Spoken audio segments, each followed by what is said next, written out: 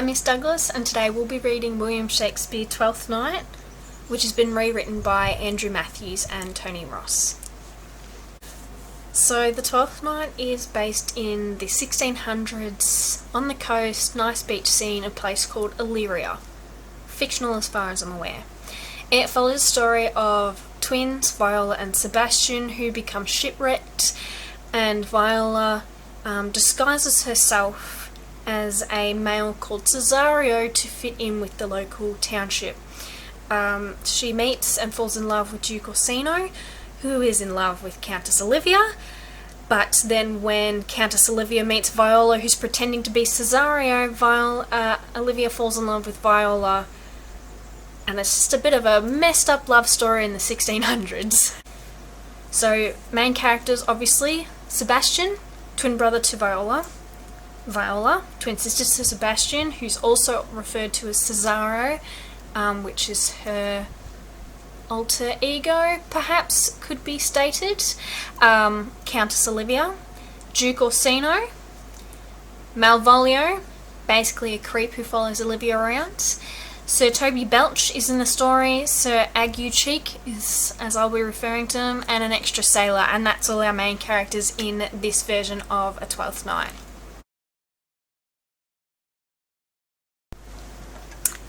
This is a reading of The Twelfth Night by William Shakespeare.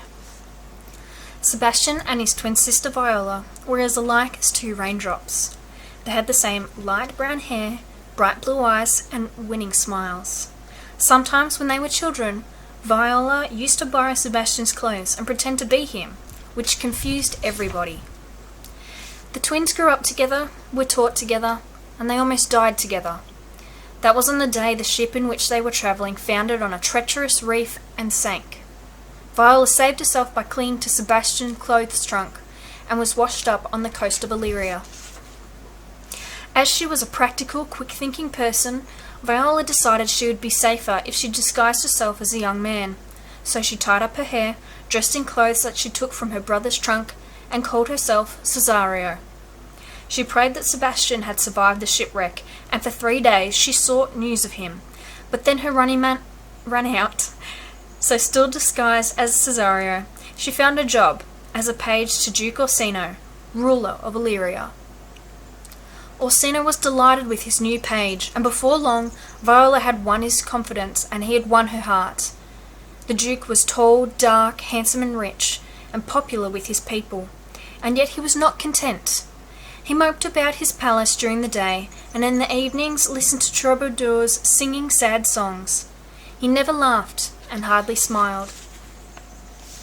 Like many young women before her, Viola found herself falling in love with Orsino, and it was painful to keep her feelings a secret. The pain became even worse when, one day, when they were alone together, she summoned up the courage to ask why he was so unhappy. "Because I'm suffering from the worst sickness in the world, love," Orsino replied. "I'm so in love with Countess Olivia that I don't know what to do, Cesario. I've asked her to marry me 12 times, but she keeps refusing." "She must be mad," said Viola. "If you asked me to, if I were a woman, I would marry you at once, my lord." Orsino sighed, then suddenly had an idea that seemed so brilliant that for a moment he looked almost happy. "You know, Cesario, I think you could gain Olivia's trust as quickly as you've gained mine," he said thoughtfully. "Go and see her today. Tell her that if she won't marry me, I'll waste away and die." "Me, my lord?" gulped Viola. Orsino placed his hand on Viola's shoulder. "You're my last hope. So I must try and persuade Countess Olivia to marry the man I love," Viola thought ruefully. Why does life have to be so complicated? Though she did not realize it at the moment, Viola's life was about to become more complicated than she could possibly imagine. Countess Olivia's parents had died when she was still young, and her uncle, Sir Toby Belch, had come to live with her. Sir Toby was short and plump, with white whiskers and twinkling blue eyes, and his love of wine and good food had turned his nose bright red. His closest friend was Sir Andrew Aguecheek, a man with a face as long and wrinkled as a bloodhound's. Since Sir Andrew was a bachelor, Sir Toby had decided that he would make the perfect husband for his niece Olivia. However, Olivia's steward, Malvolio, protected her from all unwanted suitors, including Sir Andrew. On the day that Orsino sent Viola to plead with Olivia, Sir Toby and Sir Andrew were plotting together in the library of Olivia's house. "If I could only be alone with her for 5 minutes," Sir Andrew grumbled. "But Malvolio will not let me see her. He won't even give her my letters. My niece has given him far too much control over her affairs." "And it's gone to his head," grumbled Sir Tony.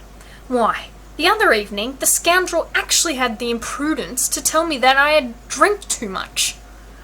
"The villain," said Sir Andrew. "But I intend to teach him a lesson," Sir Toby said with a mischievous grin. "Mark my words, old friend. Before the day is over, Malvolio will be out of your way." While her uncle schemed in the library, Olivia was strolling in the garden with Malvolio at her side.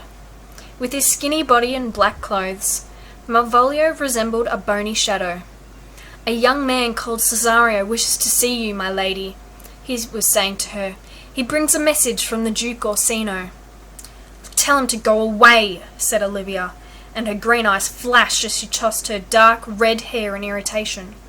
"I have, my lady," said Malvolio. "But he says he will stand at the gate all afternoon if he has to." Malvolio sniffed haughtily. "He is a most insolent young fellow." "Oh, let me see him then," Olivia said wearily. "Perhaps when he hears my reply, Orsino will finally abandon all hope of marrying me."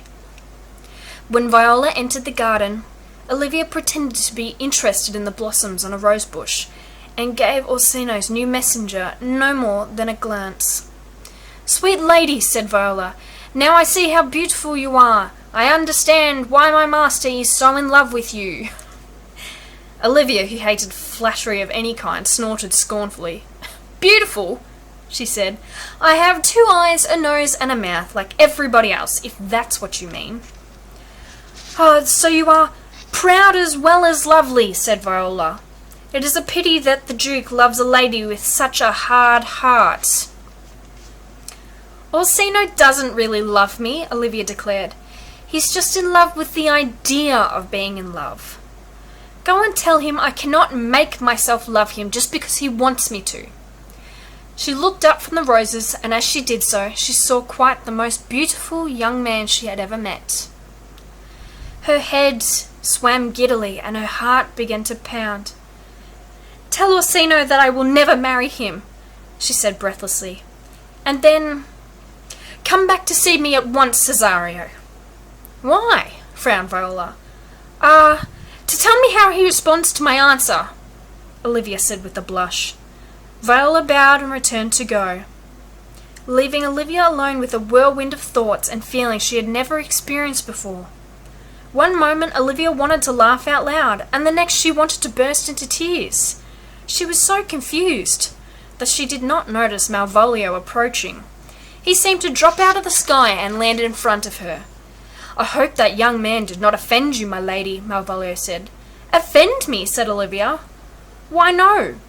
I mean, yes, he did." On impulse, she pulled a ring from one of her fingers. "He brought me this gift from the Duke. Return the ring to Cesario and tell him I don't want it." "Of course, my lady," Malvolio said smoothly.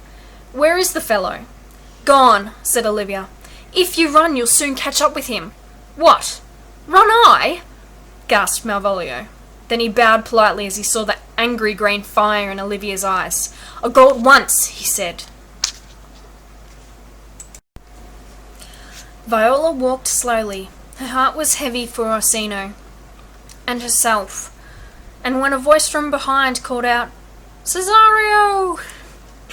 For a moment she forgot that it was the name she had given herself, and did not remember until the voice called out again, "Cesario! Hello there!"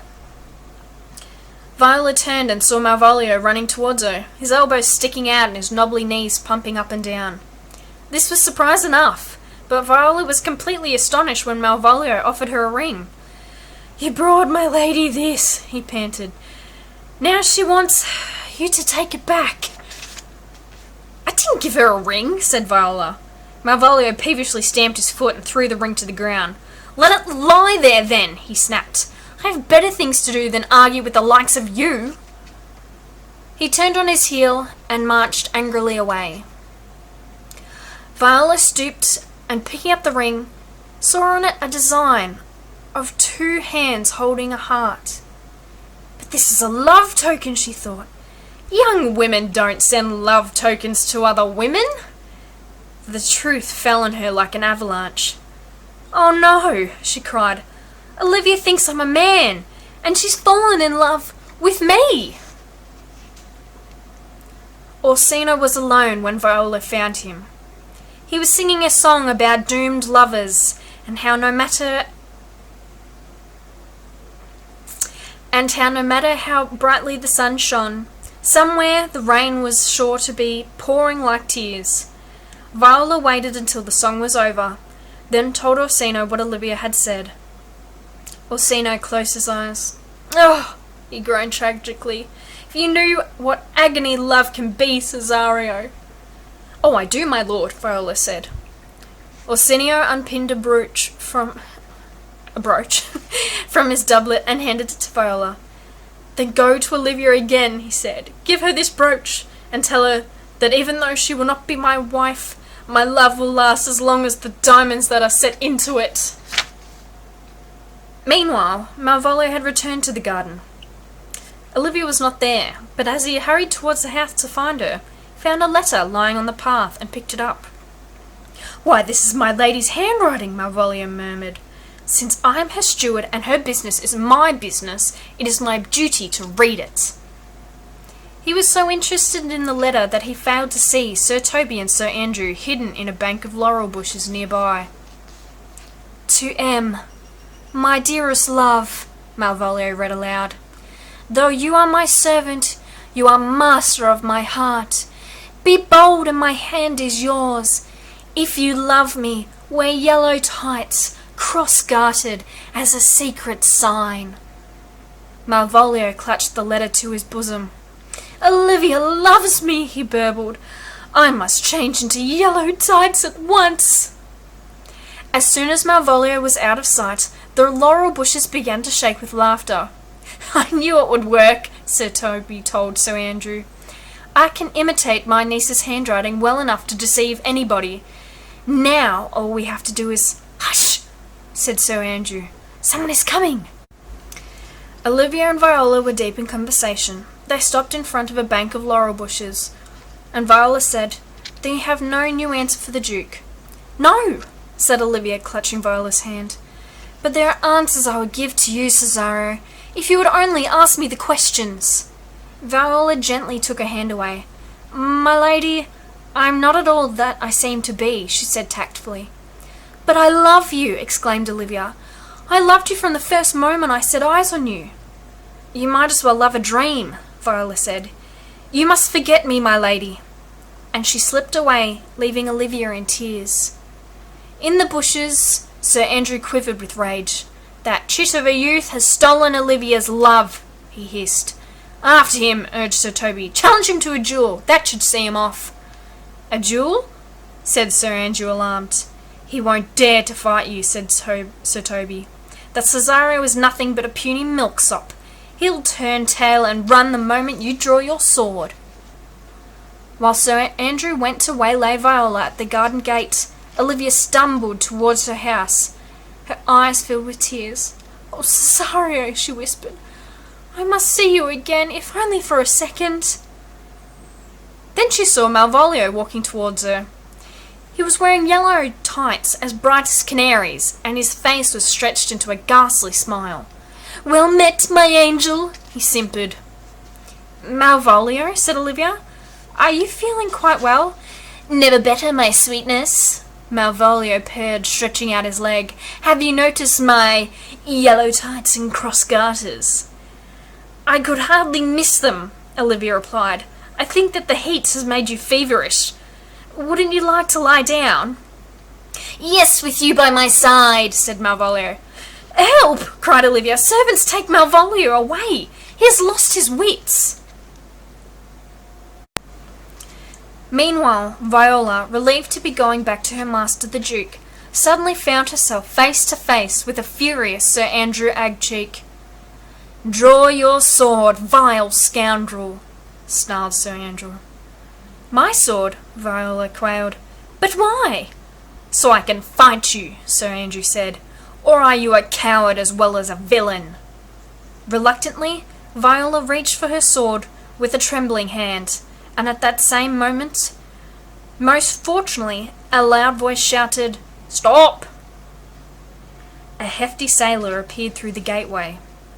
"If you harm one hair of this man's head," he warned Sir Andrew, "I'll carve you up like a joint of beef." "Oh!" said Sir Andrew, pale with fear. "Oh, well, in that case, I think I'd better—" and he ran away at an impressive speed.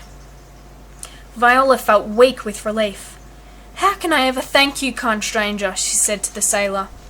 "Stranger?" scowled the sailor. "That's a fine thing to call the man who saved you from drowning and helped you to find your long-lost sister. I've been waiting for you at the inn down the road for the last 2 days, Sebastian." "Sebastian!" gasped Viola. "Then my brother is alive and well!" Sebastian was alive and well, but totally bewildered. On his way to meet the sailor who had saved him, he happened to pass a fine house, out of which rushed a beautiful, red-haired young woman. "I knew you would come back, Cesario," she said, flinging her arms around him. "We cannot live without each other." "But my lady," Sebastian said. "Call me Olivia, my dearest." Sebastian looked into Olivia's eyes. He was about to tell her that she had made a terrible mistake, and that his name was not Cesario, but then his heart began to beat faster as love worked its magic on him. "This must be a dream," he said softly. "But please don't wake me up yet." And he hugged Olivia tightly. The two of them were still embracing when Viola and the sailor discovered them. Sebastian recognized his sister and ran out to her with a joyous shout. He lifted Viola high into the air, while Olivia and the sailor looked on open-mouthed. "Are there two of him?" whispered Olivia. "I don't understand." "It seems so," said the sailor, scratching his head. "If you ask me, my lady, someone has a lot of explaining to do." Duke Orsino waited 2 anxious hours for Cesario to return, and at last he lost his patience. He called for his fastest horse and galloped to Olivia's house. In the hall he was met with the strangest sight. Cesario and Olivia arm in arm, and behind them a smiling priest holding a Bible. "Cesario!" Orsino thundered. "Release that lady!" "This is not Cesario, my lord," Olivia beamed. "This is Sebastian, who will soon be my husband. If you seek the one you called Cesario, look behind you." Orsino turned and saw Viola wearing a dress that Olivia had lent her. She looked so lovely that she quite took Orsino's breath away, and he instantly fell head over heels in love with her. "If you take my advice, you'll marry her straight away," Olivia told the Duke. "She loves you with all her heart. And now I see her as her rightful self. I love her with all of mine," Orsino declared. And so there was a double wedding in the house of Countess Olivia, and that night the windows were bright with lights, and the air was filled with the sounds of music and celebration. The laughter and singing ran through the house and reached the ears of Malvolio, who had been locked in the cellar. He pressed his face against the bars of the window and called out, "Hello! Hello! Let me out, someone! I'm not mad, truly I am not." But nobody heard him. Not that night. Some of our themes within the 12th night are obviously appearances and gender. Obviously, the way that gender and appearances were presented in the 1600s is vastly different today. It's also, you could consider each decade it's been different. What we discuss as appearances and gender today in the 2020s is not the same as it was in the 2010s, nor was it in the early 2000s. So when you think back all the way to the 1600s, or the 16th century in which this was written, we're looking at stereotypical males providing for the females who stay at home, where females were to wed to breed, were also property of the father to then be transferred to the husband, which is quite different today. So something different for this is that Viola, who was pretending to be Cesario, she was able to then take on masculine roles of messenger and confidant to Orsino, which were not things that you could do as a woman or a female in those times. Also, when these were being produced, actors were only males. There were no female actors in those times. So Viola was actually a man playing a female Viola who was pretending to be a man Cesario. So you've got a man pretending to be a woman who's pretending to be a man, which can be viewed as humorous. Obviously that has developed and changed over time. We might not see a man playing a woman playing a man as humorous within these times, but it's definitely got a giggle back in the 16th century. Additionally, one of the morals that Shakespeare presents is that this is about judging for people how they look. So everyone looked at Viola and said, "You look like a man, so you must be a man. So you are Cesario, you are a man," just because of the way she was presenting and dressing herself. And a little side note is that Olivia's judging Malvolio because he's wearing some yellow tights and because she doesn't like the colour yellow. This adaptation doesn't quite draw it out enough. But it is a lot about, how it looks is not how it seems. There are a lot of adaptations of Twelfth Night. And when I say modern day, my adaptations are varying from 1985 all the way to 2006, which again, when you think about it, that's still, 10-16 years ago? 1985 film Just One of the Guys is about a female student, Terry, with an I, who wants to be a journalist. So to try and make herself stand out, again, 1985 film, she goes undercover and dresses up as a male, Terry with a Y, to try and score an internship which she fails to get. So while her parents are away on a 2-week Caribbean holiday, she goes undercover at another school pretending to be Terry with a Y, which, spoiler alert, they all discover who she is. So then Terry with an I returns back to her own school, publishes an article about what it's like being undercover as a boy. There was a 2001 Disney film called Motocross, about a girl called Andrea who was trying to join the big leagues, but her father wanted her to stick with girl things because she's just a girl. So while Andrea's brother Andrew becomes injured, she pretends to be a boy called Andy and tries to race in his place. And then, spoiler alert, everyone discovers what's going on. Everyone says she can't race, she's not registered. And then Mum goes, well, actually, she was registered as Andy Carson. So instead of it being Andrew Carson, it's actually short for Andrea Carson. Very cute Disney tied in a bow scenario. And then a cult favourite of the Twelfth Night is She's the Man with Amanda Bynes and Channing Tatum, which that is obviously Viola Hastings pretending to be her brother Sebastian so she can play soccer at her brother's school because they cut the girls' team. And I've watched this movie way too many times. I personally think it's got a very similar storyline because we have Duke Orsino, which is Channing Tatum, falls in love with Olivia, who's in the same science class, who gets paired up with Sebastian, really Viola, who then tries to steer them, but then Viola falls in love with Duke, who's pretending, while she's pretending to be Sebastian, then he comes back early from London, and all these things are true, which then, obviously, spoiler alert, they all discover it as the final soccer match, and Sebastian and Viola showed them true selves. Just a little note, always check the ratings in any videos and films that I talk about just in case they're not appropriate for watching. I'm pretty sure all the ones are, what have we got, G, probably PG maybe? But yes, they're some of the modern day adaptations. Thanks everyone for tuning in for a Shakespeare Sunday. I will see you next week with The Taming of Shrew.